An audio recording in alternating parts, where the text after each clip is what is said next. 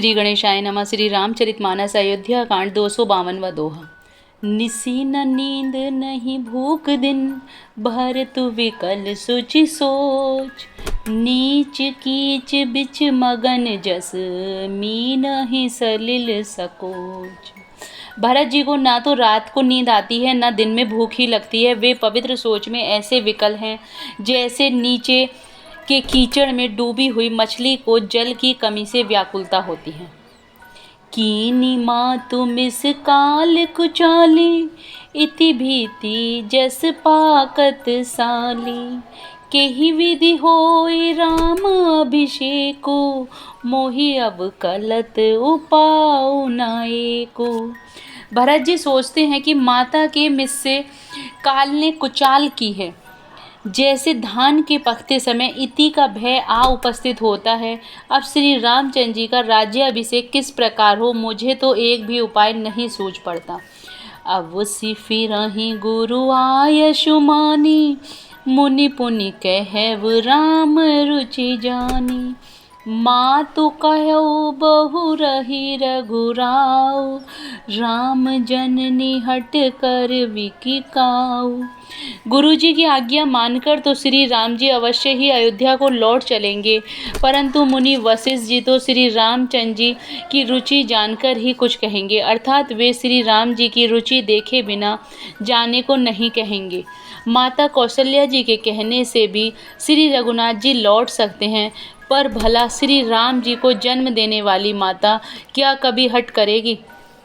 मोहि अनुचर कर केतिक बाता, तेहि मैं कुसमय वाम विधाता। जो हट करहूँ ते निपट कुकर्मो, हरि गिरि ते गुरु सेवक धर्मो।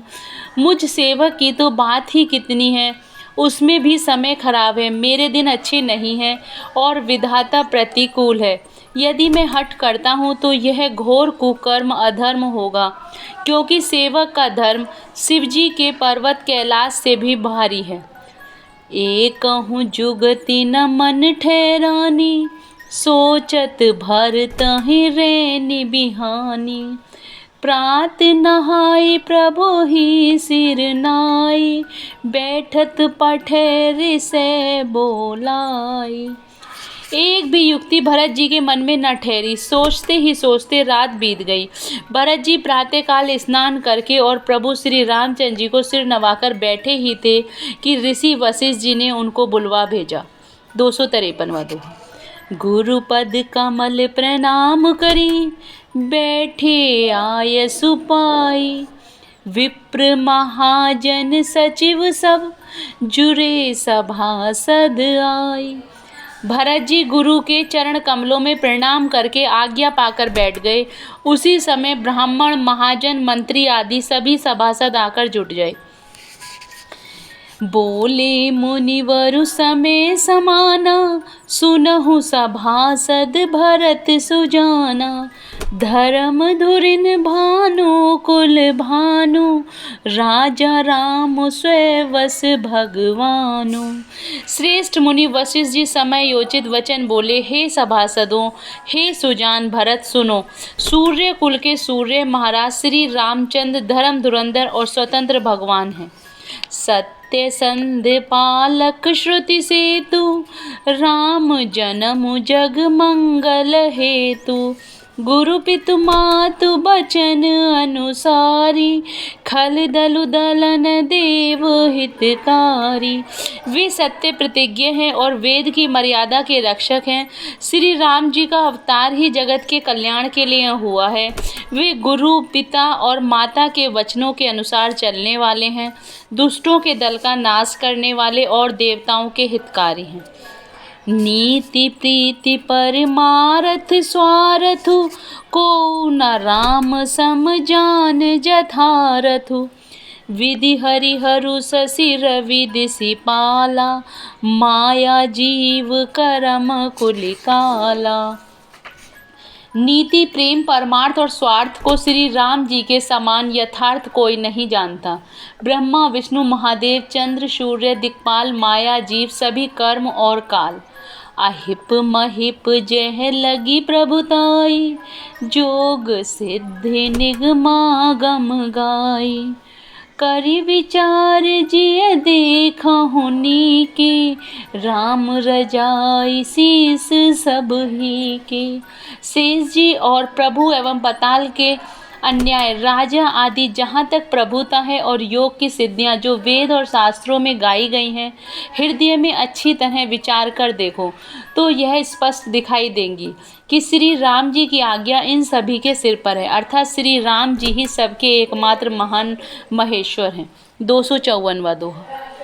राखे राम रजाई रुख, हम सब कर हित होई। समुझि सयाने करहूँ अब, सब मिली सम्मत सोई। अतएव श्री राम जी की आज्ञा और रुख रखने में ही हम सबका हित होगा। इस तत्व और रहस्य को समझकर अब तुम सियाने लोग जो सबको सम्मत हो वही मिलकर करो। सब कहूँ सुखद राम अभिषेकु, मंगल मोद मूल मग एकु। केहि विधि अवध चलहि रघुराऊ, कहूँ समझि सोई करहु उपाऊ। श्री राम जी का राज्य अभिषेक सबके लिए सुखदायक है। मंगल और आनंद का मूल यही एक मार्ग है। श्री रघुनाथ जी अयोध्या किस प्रकार चलें विचार कर कहो, वही उपाय किया जाए। सब सादर सुनि मुनिवर बानी, ने परमारथ स्वारथ सानी। उतरु नाव लोग भय भोरु, तब सिरुनाई भरत करे जोरु। मुनि श्रेष्ठ वशिष्ठ जी की नीति, परमार्थ और स्वार्थ में सनी हुई वाणी सबने आदरपूर्वक सुनी, पर किसी को कोई उत्तर नहीं आता। सब लोग भोले, विचार शक्ति से रहित हो गए। तब भरत ने सिर नवाकर हाथ जोड़े। भानु वंश भय भूप गनेरे, अधिक एक तेक बडेरे। जन्म हेतु सब कह पितु माता, करम शुभाशुभ देई विधाता। और कहा, सूर्य वंश में एक से एक अधिक बड़े बहुत से राजा हो गए हैं। सभी के जन्म के कारण पिता माता होते हैं और शुभ अशुभ कर्मों का फल विधाता देते हैं। दलि दुख सजहि सकल कल्याणा, अस असीस राउरि जगु जाना। सो गोसाई विधि गति छे की, सकहि कोटारी टेक जो टेकी। आपकी आशीष ही एक ऐसी है जो दुखों का दमन करके समस्त कल्याणों को सज देती है। यह जगत जानता है हे स्वामी, आप वही हैं जिन्होंने विधाता की गति को भी रोक दिया। आपने जो टेक दी उसे कौन टाल सकता है। 255वां दोहा। बूझहि मोहि उपाऊ अब, सो सब मोर अभागु। सुनि सनेह में वचन गुरु, उरुम गानुरागु। अब आप मुझसे उपाय पूछते हैं, यह सब मेरा अभाग्य है। भरत जी के प्रेम में वचनों को सुनकर गुरु जी के हृदय में प्रेम उमड़ आया। तात बात फुरि राम कृपाही, राम विमुख सिद्धि सब नहु नाही। सकुचहु तात कहत एक बाता, अरध तजहि बुध सर्वस जाता। वे बोले, हे तात, बात सत्य है, पर है श्री राम जी की कृपा से ही राम विमुख को स्वप्न में भी सिद्धि नहीं मिलती। हे तात, मैं एक बात कहने में सकुचाता हूँ। बुद्धिमान लोग सर्वस्व जाता देखकर आधा छोड़ दिया करते हैं। तुम कानन गव नहु दो भाई, फेर लखन सिय रघुराई। सुनि सुवचन हर से दो भ्राता, भे प्रमोद परिपूरन गाता। तुम दोनों भाई भरत शत्रुघ्न वन को जाओ और लक्ष्मण सीता और श्री राम को लौटा दिया जाए। ये सुंदर वचन सुनकर दोनों भाई हर्षित हो गए। उनके सारे अंग परमानंद से परिपूर्ण हो गए। मन प्रसन्न तन तेजु विराजा, जनु जी किए राव राम भय राजा, बहुत लाभ लोगन लघु हानि, सम दुख सुख सब रोवहि रानी। उनके मन प्रसन्न हो गए, शरीर में तेज सुशोभित हो गया, मानो राजा दशरथ जी उठे हों और श्री रामचंद्र जी राजा हो गए हों। अन्य लोगों को तो इससे अधिक लाभ और हानि कम प्रतीत हुई, परंतु रानियों का दुख सुख समान ही थे। यह समझकर वे सब रोने लगे।